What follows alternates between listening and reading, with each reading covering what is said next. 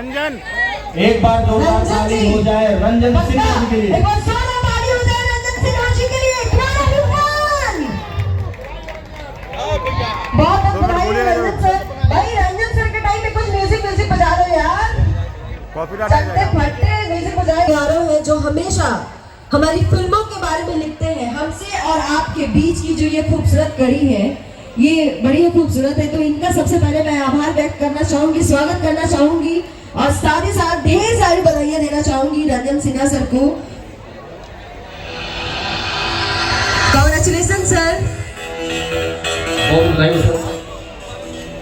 Award की इस category में हम बुलाना चाहेंगे फिल्म निर्माता धीरेन्द्र त्रिपाठी जी को। हमारे बीच ही है धीरेन्द्र त्रिपाठी सर। और जोरदार ताली हो जाए धीरेन्द्र त्रिपाठी जी के लिए। फिल्म निर्माता धीरेन्द्र त्रिपाठी सर हमारे बीच ऑन द स्टेज मौजूद है। ये सम्मान, ये प्यार सरस सलील भोजपुरी सिने अवार्ड की तरफ से आपके लिए, आप सभी की जोरदार तालियों का साथ हमें मिलते रहना चाहिए।